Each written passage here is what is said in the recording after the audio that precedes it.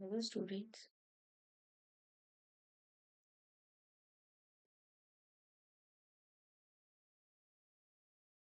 Hello, students. So, our today's chapter is from Macroeconomic Methods of Calculating National Income.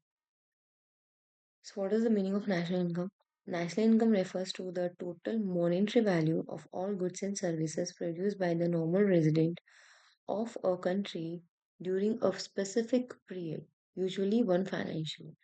So the meaning of national income is national income का मतलब होता है कि इसका total monetary value में goods और services जितनी अपनी कंट्री के अंदर प्रोड्यूस की जा रही है उसका वैल्यू हम मॉनेटरी वैल्यू में देखेंगे। मॉनेटरी वैल्यू का मतलब होता है पैसे के फॉर्म में देखेंगे कि कितना गुड्स और सर्विसेज हमारी कंट्री के अंदर प्रोड्यूस हो रहा है by the normal resident. What is the meaning of normal resident? Normal resident का मतलब होता है ऐसा पर्सन जो हमारे देश का हो या ऐसा पर्सन जो बाहर रहता हो और उसका इकोनॉमिक इंटरेस्ट हमारे देश में हो of a country. A country here refers to the one country during a specific period. Specific period कौन सा होना चाहिए? One financial year. One financial year का मतलब होता है from 1st April to 31st March. 31st March, 1st अप्रैल से लेकर 31st मार्च तक हमारी कंट्री के अंदर कितना गुड्स और सर्विसेज प्रोड्यूस किया गया है और उन गुड्स और सर्विसेज की मॉनेटरी फॉर्म में क्या वैल्यू है। की elements of national income: final goods and services, normal resident, specific time period. Only the value of final goods and services is counted. Raw material का इसमें वैल्यू ऐड नहीं करेंगे। जो फाइनल गुड्स है, जो रेडी टू सेल है, उनका value ही अपन क्या करेंगे, ऐड करेंगे, या फिर जो बिक गया है उनका वैल्यू ही अपन ऐड करेंगे। Is counted, not intermediate goods. Intermediate goods ये refers to the raw material. Raw material का हम वैल्यू इसके अंदर ऐड नहीं करेंगे। जब हम फाइनल गुड्स ऐड कर रहे होंगे तो उसमें से रॉ मटेरियल को माइनस कर देंगे कि रॉ मटेरियल अगर हमने प्रोड्यूस किया होगा प्राइमरी सेक्टर में तो वो पहले से नेशनल इनकम में जुड़ चुका होगा। अगर हम वापस ऐड करते हैं तो इससे डबल काउंटिंग हो जाती है। नॉर्मल रेजिडेंट्स क्या होता है? Normal resident include the individuals और institution that ordinarily resides in the country and whose economic interest lies with in the territories. Normal resident का मतलब होता है ऐसे इंडिविजुअल्स या इंस्टीट्यूशंस जो हमारी कंट्री के अंदर रिसाइड करते हैं। इट मीन्स वो हमारी कंट्री में रहते हैं या फिर वो रहते बाहर है लेकिन उनका इकोनॉमिक इंटरेस्ट हमारी कंट्री के अंदर हो। नेक्स्ट है specific time period. Specific time period means one financial year, no. ठीक है। Now next, methods of calculating national income. कितने मेथड्स होते हैं नेशनल इनकम कैलकुलेट करने के? There are basically three methods. First one is income method, second one is expenditure method and third one is output method या फिर product method. You can say value added method. Income method क्या होता है? Add up the all income earned by the individual business including the wages, rent, interest and profit। जितनी भी income हमारी country के individual के द्वारा कमाई जा रही है या फिर हमारे बिजनेस के द्वारा कमाई जा रही है उन सबको अपन ऐड करेंगे। इनकम किस फॉर्म में होगी? या तो वेजेस के फॉर्म में होगी, या रेंट के फॉर्म में होगी, या इंटरेस्ट के फॉर्म में होगी, या फिर प्रॉफिट के फॉर्म में होगी। ठीक है। एक्सपेंडिचर मेथड, एक्सपेंड नाम से पता चल रहा है ना, जितने एक्सपेंडिचर हो रहे हैं उतने हम ऐड करेंगे। Total all expenditure made on the final goods and services, including the consumption, investment, government spending and net export। जितना भी एक्सपेंडिचर हमने फाइनल गुड्स और सर्विसेज बनाते टाइम किया था उसके अंदर उसके अलावा आपके कंजप्शन एक्सपेंडिचर भी आएंगे, इन्वेस्टमेंट एक्सपेंडिचर भी आएंगे। कंजप्शन एक्सपेंडिचर कौन से एक्सपेंडिचर्स होते हैं? Consumption expenditure are those expenditure जिसके ऊपर पैसा तो खर्च किया जाता है लेकिन वहां से रिटर्न आने के लिए कुछ नहीं है। इसके अंदर दो तरीके की चीजें आ जाएगी। पहले आ जाएगा इसमें हाउस होल्ड। हमारी कंट्री में जितनी भी फैमिलीज है, जितना भी हाउस होल्ड है, वो सारा जो एक्सपेंडिचर कर रहा है वहां पे से पैसा खर्च किया जा रहा है, वहां से रिटर्न आने के लिए कुछ नहीं। लाइक हाउस होल्ड पे रेंट खर्च करना, हाउस होल्ड पे ग्रोसरी, ये सारे एक्सपेंडिचर जो होंगे वो कंजप्शन एक्सपेंडिचर होंगे। अगला आ जाएगा प्राइवेट इंस्टीट्यूशन पे जो पैसा खर्च किया जाता है। प्राइवेट इंस्टीट्यूशन लाइक एनजीओ हो गए, एनजीओज क्या होते हैं? Non government organisations. इनके ऊपर जो पैसा खर्च किया जाता है, ये गवर्नमेंट के नहीं होते हैं, प्राइवेट के होते हैं। जैसे कि गुरुद्वारा हो गया, ठीक है? जो भी प्राइवेट ऑर्गेनाइजेशन पैसा खर्च करती है, ऑर्फनेज हो गया, उनके ऊपर जो पैसा खर्च किया जा रहा है, वहाँ से रिटर्न आने के लिए कुछ नहीं है, तो कंजप्शन एक्सपेंडिचर है। What is investment expenditure? नाम से पता चल रहा है ना इन्वेस्टमेंट एक्सपेंडिचर का मतलब क्या होता है? इन्वेस्टमेंट एक्सपेंडिचर का मतलब होता है ऐसा एक्सपेंडिचर जिसके ऊपर हम एक्सपेंसेस तो कर रहे हैं in the form of investment, और इन फ्यूचर में वहाँ से रिटर्न में आएगा, रेवेन्यू मिलेगा हमें या फिर रिटर्न ऑन इन्वेस्टमेंट मिलेगा। Government spending again of two type. Government spending consumption भी हो सकती है और इन्वेस्टमेंट भी हो सकती है।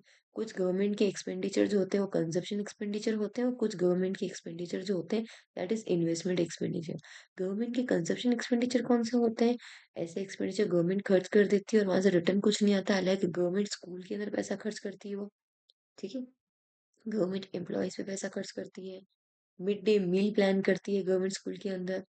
इन्वेस्टमेंट एक्सपेंडिचर कौन से होते हैं? रोड, ब्रिज, डैम जो बनाती है वो इन्वेस्टमेंट एक्सपेंडिचर, इंफ्रास्ट्रक्चर जो बनाती है, ऐसे टूरिस्ट प्लेस या स्टेच्यू ऑफ यूनिटी बना दिया, जो रोड और ब्रिज बनाती है उसके लिए टोल टैक्स वसूल करती है। एंड नेट एक्सपोर्ट का मतलब टोटल एक्सपोर्ट हम कितना कर रहे हैं, और नेट एक्सपोर्ट निकलेगा आपके export minus input. Last method हो जाएगा आपका आउटपुट मेथड या प्रोडक्ट मेथड। आउटपुट मेथड मतलब, आउटपुट का मतलब था फैक्ट्री से बाहर जितना माल बनकर बाहर निकल रहा है और जो मार्केट में सेल हो रहा है हमारी कंट्री के अंदर अंदर, वो हो जाएगा आपका output method. Calculate the total value of the goods and services produce in the different sector. Different sector means basically there are three sectors of the economy. पहला हो जाएगा आपका प्राइमरी सेक्टर, दूसरा हो जाएगा आपका secondary sector, and third one is tertiary sector. Primary sector कौन सा सेक्टर होता है? Primary sector is agriculture sector. जो एग्रीकल्चर सेक्टर होता है वहां से हमें क्या मिलता है? रॉ मटेरियल मिलता है। सेकेंडरी सेक्टर कौन सा सेक्टर हो जाएगा? मैन्युफैक्चरिंग सेक्टर हो जाएगा। रॉ मटेरियल जो मिलेगा वो हम कहाँ डालेंगे? मैन्युफैक्चरिंग सेक्टर्स को देंगे, वो किस में कन्वर्ट करेंगे? उसको फिनिश गुड्स में कन्वर्ट करेंगे। अभी रॉ मटेरियल से फिनिश गुड्स में कन्वर्ट तो हो गया है। अभी tertiary sector is the service sector. ऐसा सेक्टर जो आपके रॉ मटेरियल से फिनिश गुड्स में जो आपने कन्वर्ट किया है गुड्स को, उसको मार्केट तक अवेलेबल कराने में मदद करता है। ट्रांसपोर्टेशन, बैंकिंग, ये सारे सेक्टर्स किस में आते हैं? टर्सरी सेक्टर्स में आते हैं। Is that clear? So there are three methods: value added method, income method and expenditure method. और value added method कौन सा मेथड है? आउटपुट मेथड या प्रोडक्ट मेथड ही वैल्यू एडेड मेथड कहते हैं। तो what is value added method? इसको हम प्रोडक्ट मेथड के नाम से भी जानते हैं। Value added method also known as या called as product method measure the national income by calculating the net combination of each production unit. It avoid double consideration by subtracting intermediate consumption. इसमें हम क्या करेंगे? Each unit मतलब हर firm, every individual, every firm, every institution, जितना वो क्या करिए प्रोडक्शन यूनिट क्या प्रोड्यूस करिए, जितना वो आउटपुट निकाल रहे हैं उन सबको हम ऐड करेंगे। बस हम इसमें डबल काउंटिंग ना हो जाए इसलिए हम रॉ मटेरियल का पैसा हम क्या कर देंगे? माइनस कर देंगे। उसको हम क्या बोलेंगे? Total output method. इसका फॉर्मूला क्या होता है? Value of output minus intermediate consumption. Intermediate consumption is nothing, just raw material that is used to produce the value of output. What is the meaning of value of output? Value of output का मतलब होता है sales plus change in stock. Sales का मतलब होता है कितना माल हमने बेचा है। चेंज इन स्टॉक का मतलब होता है ओपनिंग माइनस क्लोजिंग, ठीक है? Sales means the output of the output of is to be sold during the year. Output that is sold during the year का मतलब होता है वन अकाउंटिंग ईयर में जितना आपने आउटपुट बेचा है वो क्या कहलाएगा? आपका सेल्स कहलाएगा। What is intermediate consumption? Intermediate consumption का मतलब रॉ मटेरियल हमें पता है, बट इसका डेफिनेशन क्या है? It refers to the value of non factor inputs all input other than the factor input. ये नॉन फैक्टर इनपुट होता है, other than the factor income, factor input. Ma'am कौन सी चीजें होती है? सर्कुलर फ्लो ऑफ इकोनॉमी में हमने देखा था कि कुछ फैक्टर इनपुट जो होते हैं वो हाउस होल्ड से हमें प्रोडक्शन यूनिट्स प्रोड्यूसर्स को मिलते हैं, ठीक है। हाउस होल्ड से हमें प्रोड्यूसर को क्या मिलता है? लेबर मिलता है, लैंड मिलता है, कैपिटल मिलता है, एंटरप्रेन्योर या एंटरप्रेन्योर मिलता है। इन सब के बदले फैक्टर पेमेंट की जाती है। उसके अलावा एक नॉन फैक्टर इनपुट भी होता है, जिसको अपन रॉ मटेरियल के नाम से जानेंगे। Preliminary it include the value of raw material used in the process of production. ये क्या होता है? ये वैल्यू ऑफ रॉ मटेरियल होता है, जो प्रोडक्शन में हमारे यूज किया जाता है। इमेजिन करते हैं that a bakery produce a cake. To make those cake, the bakery uses flour 500 rupees, sugar of 300 rupees, egg of rupees 400, and electricity for ovens is rupees 200, and packaging boxes for rupees 100. These items are used during the production. ये सारे item production करते time use किया जाता है, ठीक है। And are not sold directly, इनको directly नहीं बेचते हम। केक बना के इन सबको यूज करके केक बनाकर फिर केक को बेचते हैं। सो केक के अंदर इन सब का वैल्यू पहले से ऐड कर दिया है हमने, फिर हम वापस इसको ऐड करते हैं तो डबल बार काउंटिंग हो जाती है। तो आपका इंटरमीडिएट कंजप्शन कितना हुआ? 1500। कैसे निकला? इन सबको ऐड करने पर। उसके बाद में हम जब केक बनाएंगे तो केक के अंदर ये पहले से ऐड किया हुआ होगा, ठीक है। That's why we are subtracting intermediate consumptions. Method of aggregate value added across. First हो जाएगा primary, second is tertiary and third one is second one is secondary and third one is tertiary sector.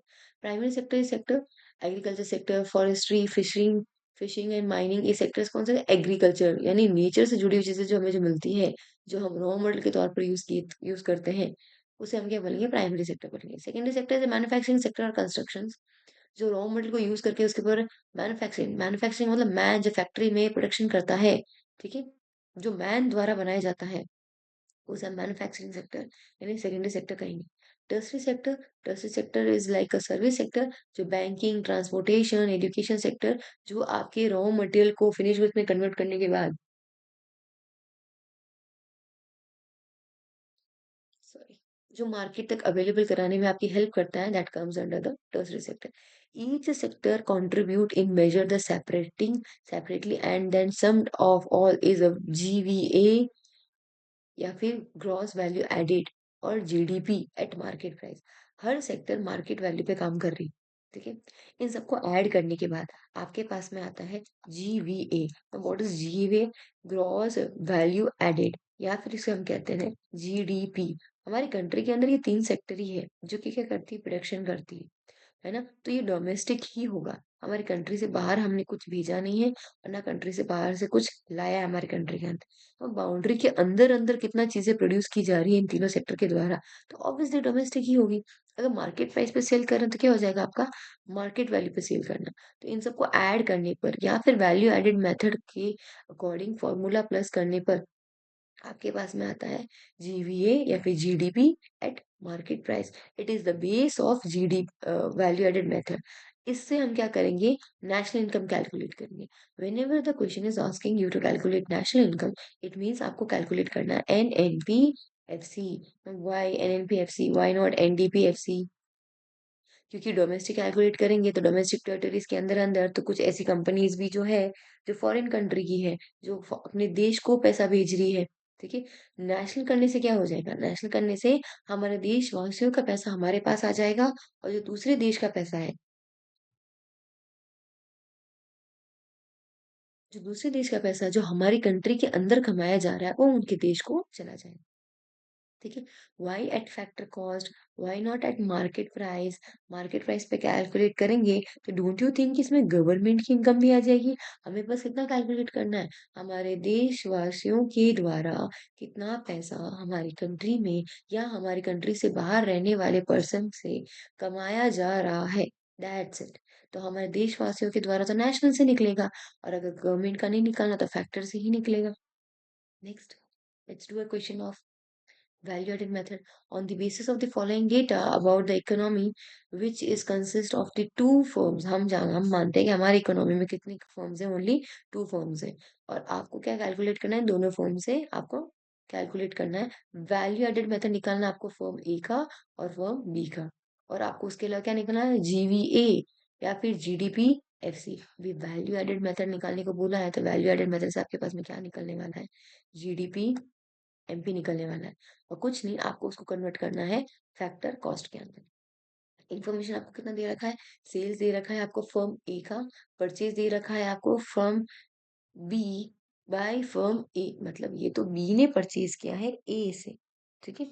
Next आपको दे रखा है purchase from firm A from B 60, sales by firm B, closing stock of A, closing stock of B, opening stock of A, opening stock of B, indirect tax paid by firm A and B both is 30, ठीक है।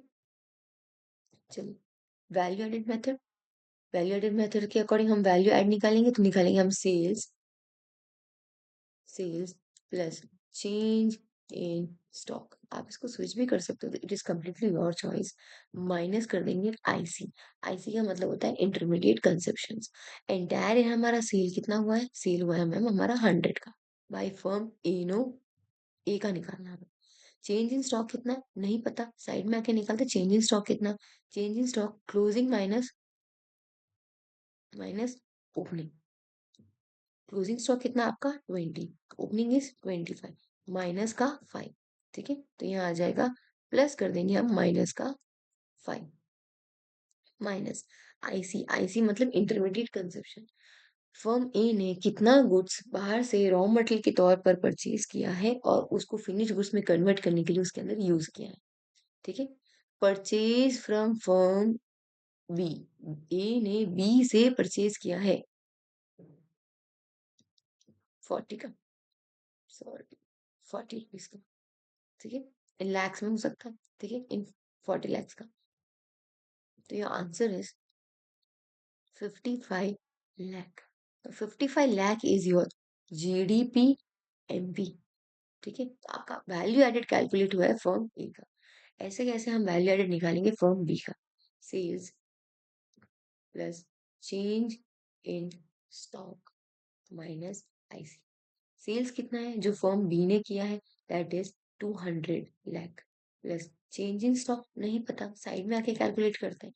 Side में आके भी calculate कर सकते हो side में, या फिर आप उसके अंदर भी कैलकुलेट कर सकते हो। क्लोजिंग स्टॉक कितना है, क्लोजिंग माइनस ओपनिंग, क्लोजिंग है आपका 35, ओपनिंग है आपका 45, माइनस का 10। ऐसा रॉ मटेरियल जो फर्म बी ने परचेज किया है अपने गुड्स को फिनिश गुड्स में कन्वर्ट करने के लिए, रॉ मटेरियल उसने क्या किया है, ए से परचेज किया। फर्म दो ही है ना पूरी इकोनॉमी के अंदर, तो दो ही फर्म क्या करेगी, एक दूसरे से परचेज करेगी और फिनिश गुड्स में कन्वर्ट करेगी।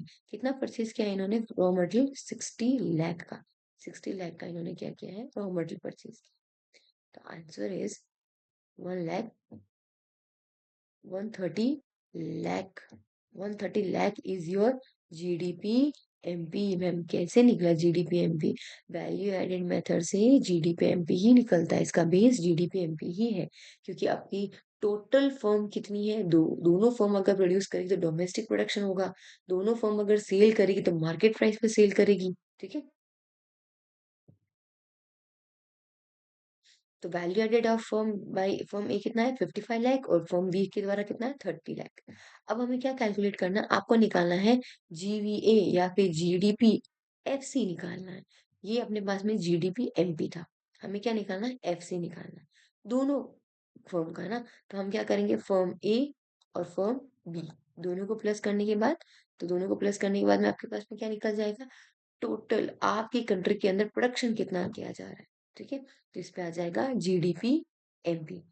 फिर उसके बाद में हम उसमें से माइनस करेंगे, ठीक है। क्या माइनस करेंगे, indirect tax, indirect tax is paid to the government of the country, है ना। जैसे ही हम फैक्ट्री से जब माल निकलता है तो वो फैक्टर कॉस्ट पे होता है, लेकिन जब मार्केट में बिकने लायक होता है या मार्केट में जब बेच रहे होते हैं, देयर इज अ गवर्नमेंट जो आपसे क्या वसूल करती है, टैक्स वसूल करती है। और टैक्स कौन सा होता है, इनडायरेक्ट टैक्स होता है, ठीक है। तो इनडायरेक्ट टैक्स क्या करेंगे हम इसमें फैक्टर कॉस्ट में ऐड करेंगे, फिर मार्केट में बेचेंगे, ठीक है। तो हमें अगर जीडीपी एमपी से हमारे पास में मार्केट वैल्यू निकल कर आया है, हमें तो क्या चाहिए, फैक्टर कॉस्ट चाहिए ना। तो हम बड़े से छोटे पे जाएंगे, मार्केट से फैक्टर कॉस्ट पे जाएंगे, तब उस टाइम पे हम आईटी को क्या कर देंगे, माइनस कर देंगे। आईटी मींस इनडायरेक्ट टैक्स को माइनस कर देंगे। जब हमने इनडायरेक्ट टैक्स को माइनस किया तो आपके पास में जीडीपी, एफसी जो निकल कर आया है वन कंट्री का, that is 55 lakh. Indirect tax कितना दे रखा था आपको, 30 lakh. I hope you got. Next method is income method. Income method क्या होता है? Income method is an economic approach to calculating the national income by summing the income of all resident which include wages, rent, interest and profit। Income method के अंदर वो सारी चीजें आ जाएगी जो हमारे यहाँ के रेजिडेंट ने इनकम के तौर पर, मतलब इनकम के तौर पे उनको मिला है, ठीक है, उन सबको हम क्या कर देंगे, प्लस कर देंगे। इनकम के तौर पे वेजेस मिलता है, जो वेजेस मिल रहा है उसको हम सीओई के नाम से जानेंगे, रेंट, इंटरेस्ट और profit. Now profit is split into the more two types, पढ़ेंगे आगे। सीओई क्या होता है? सीओई का मतलब होता है compensation of employees. Operating surplus, operating surplus में क्या आता है, रेंट, इंटरेस्ट एंड प्रॉफिट। और लास्ट में आ जाएगा आपका मिक्स्ड इनकम, ठीक है। सबका डेफिनेशन देखते हैं। कॉम्पोजिशन ऑफ एम्प्लॉय क्या होता है, जिसको हम शॉर्ट में सीओई के नाम से जानेंगे। कॉम्पोजिशन ऑफ एम्प्लॉय का मतलब होता है एम्प्लॉयज को कितना कॉम्पनसेट किया जा रहा है। Ma'am only wages and salary, तो आंसर इज नो। सिर्फ वेजेस और सैलरी के फॉर्म में हम एम्प्लॉयज को कॉम्पनसेट नहीं करते हैं। बहुत सारे बेनिफिट्स जो होते हैं जो एक एम्प्लॉयर जो होता है अपने एम्प्लॉयज को देता है। Let's talk about it. First हो जाएगा आपका wages and salary in cash, payment in kind, ठीक है। दूसरा हो जाएगा employers contribution to the social security, employers जो पैसा खर्च करते हैं एम्प्लॉय की सोशल सिक्योरिटी के ऊपर। सोशल सिक्योरिटी मीन्स अकोमोडेशन, उसका इंश्योरेंस, उनका हेल्थ इंश्योरेंस, उनकी फैमिली के ऊपर इंश्योरेंस का पैसा खर्च करना। ये सारी क्या चीजें हो जाएगी, एम्प्लॉयज का कंट्रीब्यूशन उनकी सोशल सिक्योरिटी क्या है, उनके बच्चों की फीस भर देना, ठीक है। नेक्स्ट हो जाएगा पेंशन। पेंशन मतलब रिटायरमेंट पे जो पेंशन दिया जाता है, जो पैसा एक एम्प्लॉयर एम्प्लॉय के ऊपर खर्च करता है। रिटायरमेंट हो गया, पीएफ हो गया, ग्रेचुटी हो गया। और क्लास, जितना भी पैसा एक एम्प्लॉयर अपने एम्प्लॉय पे खर्च कर रहा होता है, ठीक है, उसके फैक्टर सर्विसेज के लिए, है ना, वो सारा क्या किसके अंदर आ जाएगा, सीओई के अंदर आ जाएगा या फिर कॉम्पनसेशन ऑफ एम्प्लॉय के अंदर आ जाएगा। Next one is operating surplus. It refers to the income from the property or the entrepreneur। Operating surplus is split into two types. Operating surplus को दो टाइप में डिवाइड कर देंगे। एक तो इनकम होती है जो प्रॉपर्टी से मिलती है, एक वो इनकम होती है जो एंटरप्रेन्योर या एंटरप्रेन्योर से मिलती है। प्रॉपर्टी से कितनी मिलती है, पहला मिलता है हमें रेंट, मिलता है लैंड का रेंट मिल जाएगा। दूसरा मिलता है आपको इंटरेस्ट मिलता है। इंटरेस्ट किस फॉर्म में मिलता है, कैपिटल तो दिया हुआ जो होता है उसका हमें इंटरेस्ट मिलता है। Third one is that is royalty, ठीक है। एंटरप्रेन्योर को क्या मिलेगा, एंटरप्रेन्योर को मिलेगा आपको प्रॉफिट।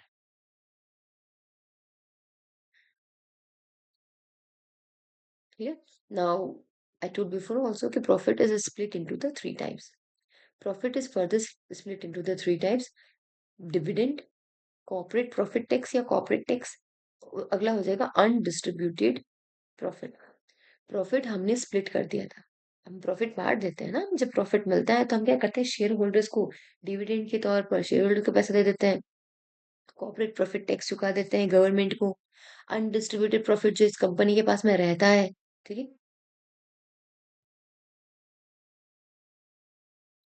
उनको हम क्या करेंगे, ऐड बैक करेंगे। डिविडेंड कौन सा, the part of profit which is distributed among the share holders, it is also called distributed profit. ऐसा पार्ट ऑफ प्रॉफिट जो हमने शेयर होल्डर्स में डिस्ट्रीब्यूट कर दिया है, जिसको डिस्ट्रीब्यूटेड प्रॉफिट के नाम से जानेंगे। कॉर्पोरेशन प्रॉफिट टैक्स या फिर corporate tax, that profit of that part of profit that which is paid to the government by on the profit tax. Government को पे किया जाता है प्रॉफिट टैक्स के नाम का, ठीक है, प्रॉफिट में से निकाल कर पे किया वापस ऐड करेंगे। Undistributed profit is that part of profit which is written by the firm for the future use. Undistributed profit जो होता है वो कंपनी के पास ही रहता है, फ्यूचर यूज के लिए रहता है, कि फ्यूचर में कभी काम आएगा तो हम उसको यूज करेंगे। इसको कंपनी डिवाइड नहीं करती या डिस्ट्रीब्यूट नहीं करती, that's why it is known as undistributed profit. To meet some contingent expenses, it is called the corporate saving या फिर undistributed profit. Clear? Next. Mixed income, जिसको हम एमआई के नाम से जानेंगे। Mixed income refers to the income of the self employed person using their own labour, land, capital and entrepreneur या entrepreneur. Mixed income का मतलब होता है ऐसी चीजें जो, या ऐसी इनकम जो आपने खुद की चीज रख कर इस्तेमाल की है या खुद की चीज देके इस्तेमाल की है। आपने अपनी लैंड यूज किया है, उसके ऊपर आपने क्या किया है, बिजनेस स्टार्ट किया।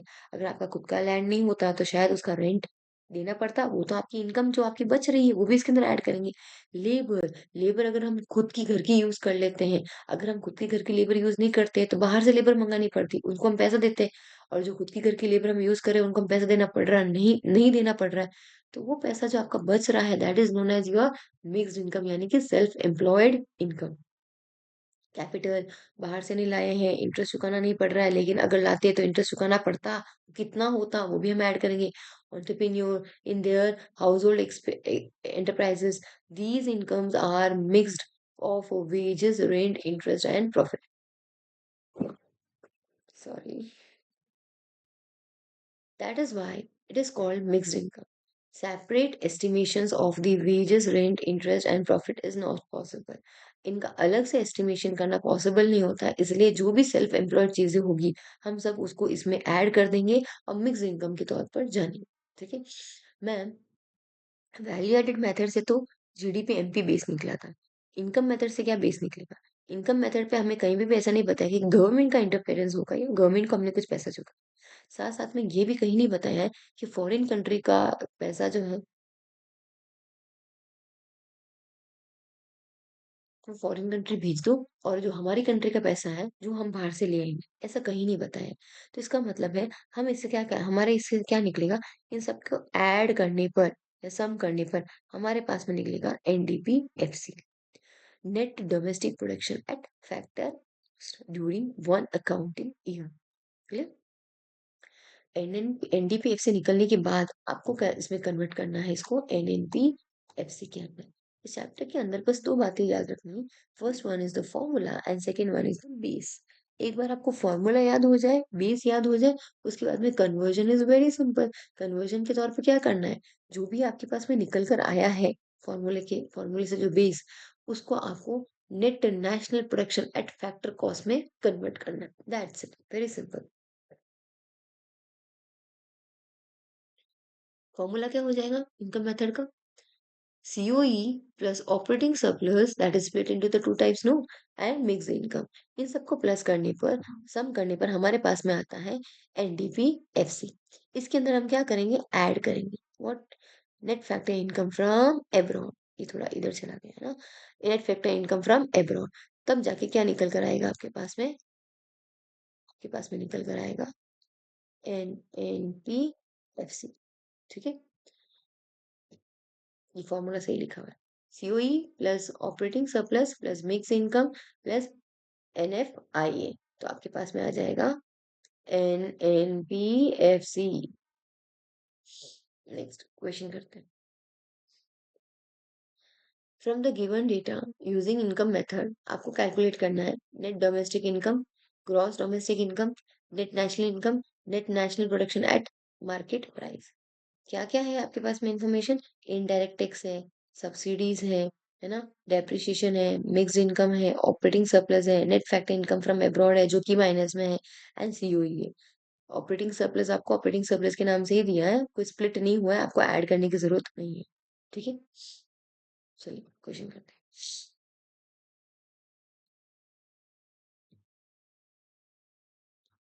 फॉर्मूला लगाए।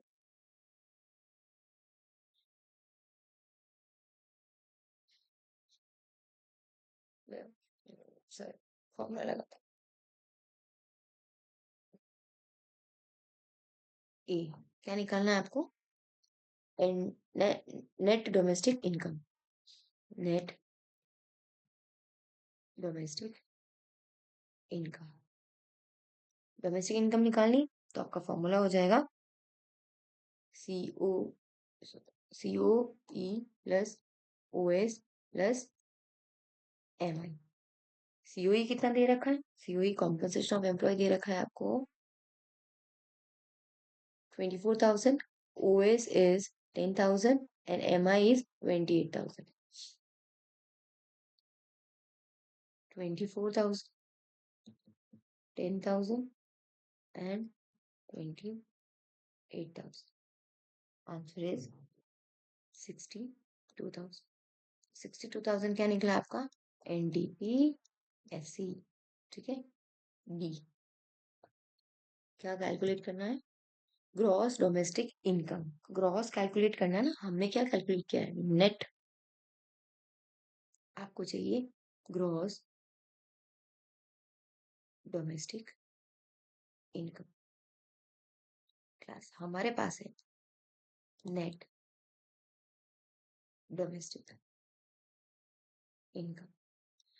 ग्रॉस नेट से आपको ग्रॉस पे जाना है ना. छोटे से बड़े पे जाना है तो आप क्या करोगे? डेप्रिसिएशन को ऐड करो. कितना है हमारे पास में net domestic income? That is 62,000. और डेप्रिसिएशन कितना दे रखा है? 1700. 63,700. ये निकल के आया ग्रॉस डोमेस्टिक इनकम. सी. क्या कैलकुलेट करना है सी में आपको? Net national income. Net national income. Net national income calculate करना है ना. अपने पास क्या है? अपने पास है net. My bad. Net domestic income. Net से नेट है, इनकम टू इनकम है. बस नेशनल से डोमेस्टिक ये करना है. हमें डोमेस्टिक से कहाँ जाना है? नेशनल पे जाना है. तो हम इसके अंदर क्या ऐड कर देंगे? Plus NFIA. नेट डोमेस्टिक दे रखा आपको 62,000. NFIA कितना है आपके पास में? -300. माइनस का 300. So answer is 61,700. सी क्या कैलकुलेट करना है? Net national production at market price. D वाला कैलकुलेट करना है net national production at market price. इसको अपन NNP MP MP भी लिख सकते हैं. इसके लिए हमें क्या चाहिए? नेट नेशनल इनकम कितना है? नेट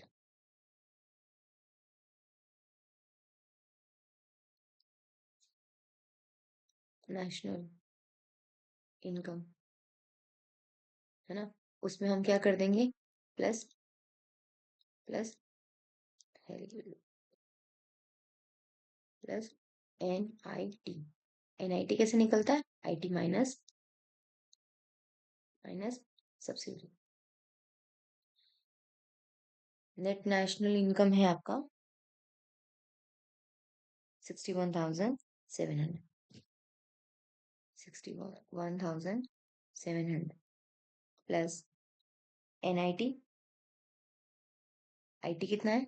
9,000. सब्सिडी कितना है? 1,800. IT minus subsidy. Answer is 68,900. Clear. ये निकल के आया आपके पास में NNP MP. Clear. Next. Now, the last method is expenditure method. According to this method, national income is estimated in the term of expenditure on the purchase of final goods and services produced in the economy during an accounting year. एक one accounting year में, one accounting year means 1st April to 31st March. One accounting year में आपकी country के अंदर कितना goods और services produce किया जा रहा है और कितना बेचा जा रहा है. ठीक है. इसके अंदर इसमें फाइनल एक्सपेंडिचर ऐड करेंगे। Final expenditure of consumption expenditure and investment expenditure. Consumption expenditure आपको पता है जिसके ऊपर हम पैसा खर्च करते हैं, जो कंज्यूम हो जाता है, वहां से रिटर्न आने के लिए कुछ नहीं है।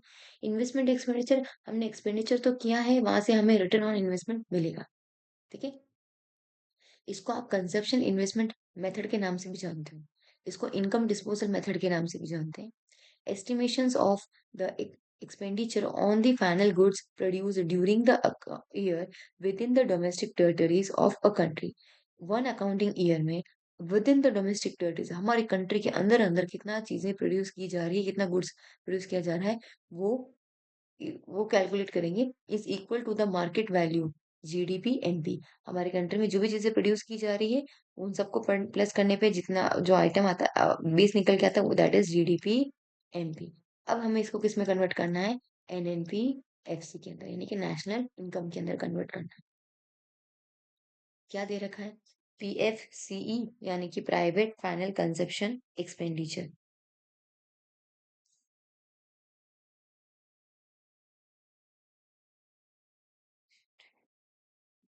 प्राइवेट फाइनल कंजप्शन एक्सपेंडिचर इसमें ऐड करेंगे।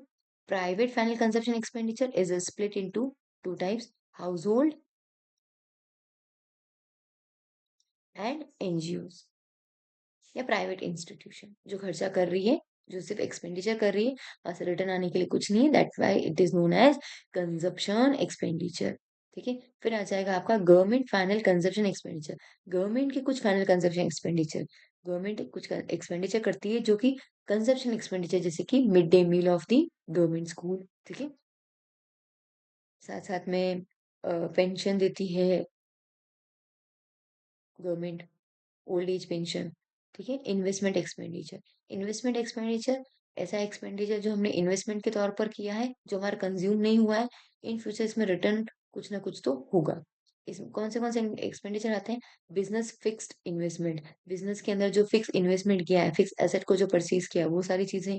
अगला हो जाएगा गवर्नमेंट फिक्स इन्वेस्टमेंट। गवर्नमेंट के कुछ फिक्स इन्वेस्टमेंट एक्सपेंडिचर होते हैं वो, जैसे कि statue of unity, road bridge dams, ये सारे कैसे एक्सपेंडिचर है? इनके फिक्स इन्वेस्टमेंट है, इन्वेस्टमेंट एक्सपेंडिचर है, जिनसे इनको रिटर्न मिलेगा। Investment on resident constructions by the house hold, investment expenditure जो हाउस होल्ड करता है कंस्ट्रक्शन करने में, घर बनाया है हाउस होल्ड ने। ठीक है। तो ये कैसा एक्सपेंडिचर हो जाएगा? इन्वेस्टमेंट। क्यों? हाउस होल्ड अगर घर बनाए हुआ, हाउस होल्ड तो इसके अंदर आता भी नहीं, हाउस होल्ड का रेंट इसमें नहीं आता है, हाउस होल्ड का कंस्ट्रक्शन तो इसमें आएगा ना।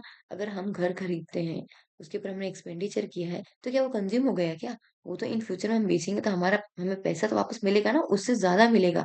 तो जो कंस्ट्रक्शन के ऊपर जो इन्वेस्टमेंट हम कर रहे हैं, जो इन्वेस्टमेंट एक्सपेंडिचर हम कर रहे हैं, that is our investment expenditure. और उसके अलावा आपका change in stock, change in stock का मतलब होता है inventory investment, closing minus opening.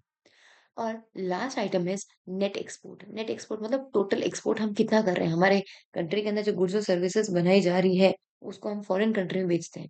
Net export निकलेगा export minus import. Export by the foreigner on the domestically produce final goods and services. Export करते हैं हम फॉरेनर्स को, डोमेस्टिक हमारे डोमेस्टिक के हमारे कंट्री के अंदर जो चीजें प्रोड्यूस की जाती है लाइक गुड्स एंड सर्विसेज, उसको उसमें हम माइनस कर देंगे इम्पोर्ट। इम्पोर्ट मतलब जो गुड्स और सर्विसेज हम बाहर से इम्पोर्ट कर रहे हैं।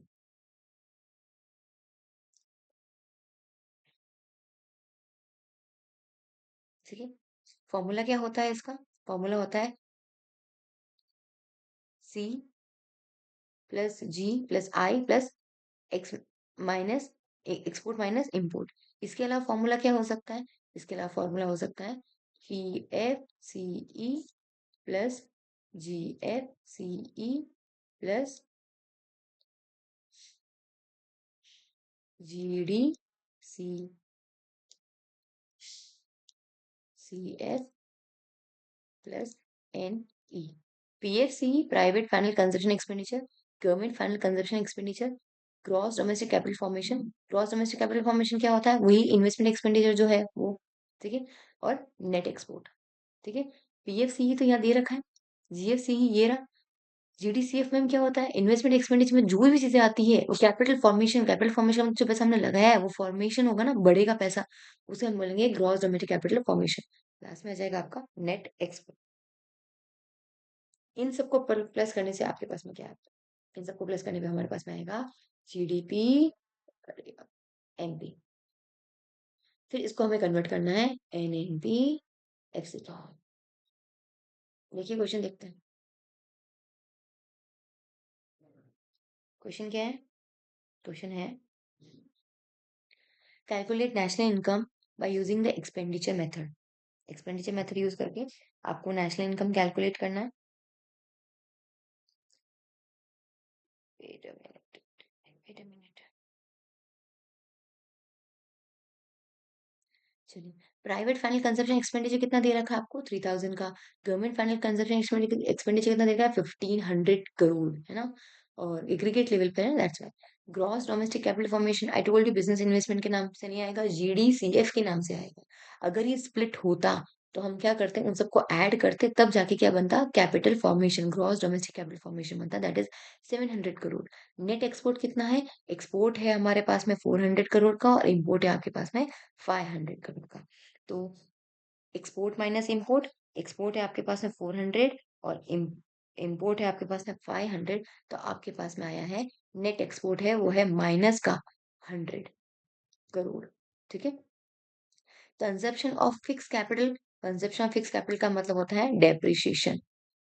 Indirect tax IT, that is 200 crore. ठीक है।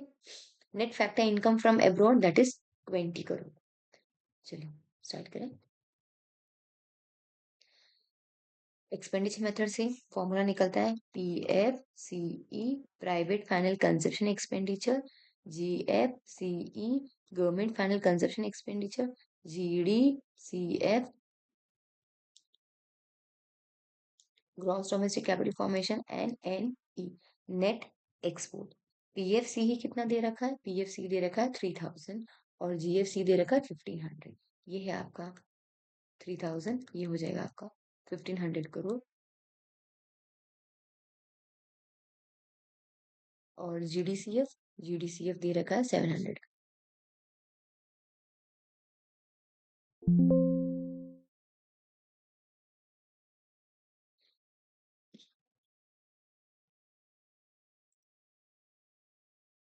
सॉरी,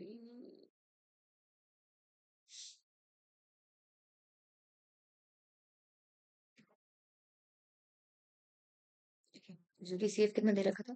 जीडीसीएफ दे रखा है हमें 700, 700, और नेट एक्सपोर्ट माइनस का 100। 3000 प्लस 1500 प्लस 700 माइनस 100, तो आंसर इज 5100। 5100 क्या निकला हमारे पास में? जीडीपी एमपी, क्योंकि एक्सपेंडिचर मेथड से उनको भी हम सम करते हैं, तो आपका आंसर निकलता है जीडीपी एमपी। ठीक है। हमें क्या चाहिए? हमें चाहिए N N P.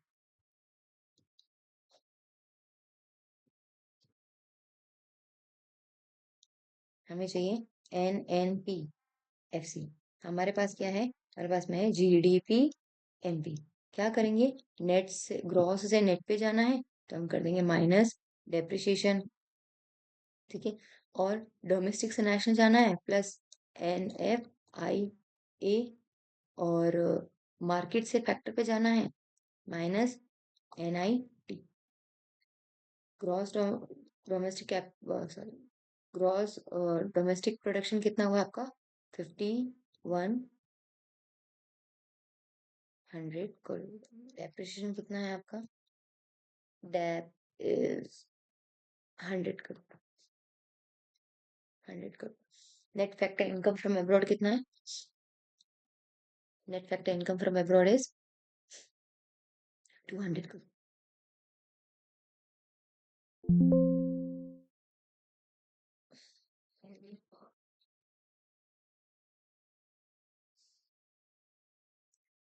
My bad, students.